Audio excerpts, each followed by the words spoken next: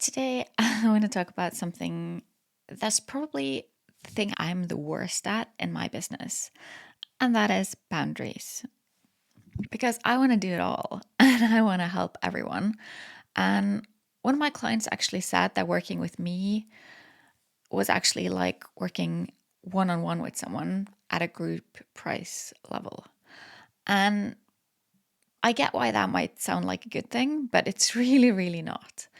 It's if you don't have boundaries, it is the quickest way to get you exhausted, burnt out, and that's not what I want. And I know that's not what you want. So I thought, let's talk about it. Let's see what we can do to make sure that we all have better boundaries.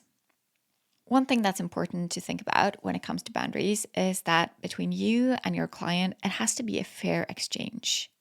If you give and give and give, there won't be anything left of you for anything else in your life.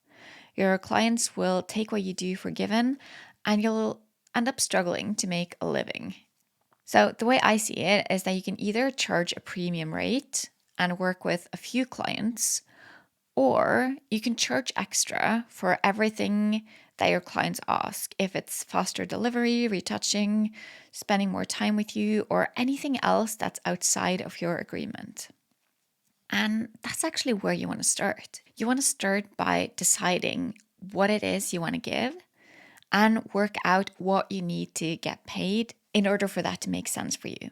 That is definitely something I can help with. You can go sign up to my waitlist to find out how I can help you. Go to ingvildkolnes.com/waitlist and you'll be notified when there's an opening. And once you do know what it is you want to provide, what your service is, you want to have an agreement, a contract.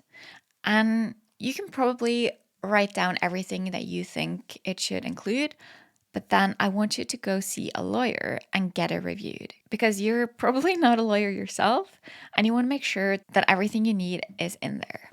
Once you know what you want to provide, once you have an agreement, then you want to make sure that whatever your agreement is, you want to communicate that clearly to your client. Because yes, you might be right in terms of your agreement, in terms of your contract, but if your client hasn't understood that and thinks that there's something else included that's not, then that's just a lose-lose situation for everyone. You also want to make sure that you set up autoresponders and have response time in your email signature, that you mention extra costs in your proposals, and that you inform your client clearly of everything it is they need to know. And when you have a business, you might so easily think that this goes without saying, but please don't ever think that. You have to just say it. And say it one more time and mention it again in a different way, in a different place, and just assume that nothing you do is a given to your client. So if and when you or your client wants to go outside of your agreement, make sure you have some phrases ready. Like, sure, I can get the images ready 2 weeks early. That's 500 extra. Or no problem, I can retouch the images. That's 100 extra an hour. How much would you like to have done? Because if you fail to charge them and you just do the work, you'll easily end up resenting the client.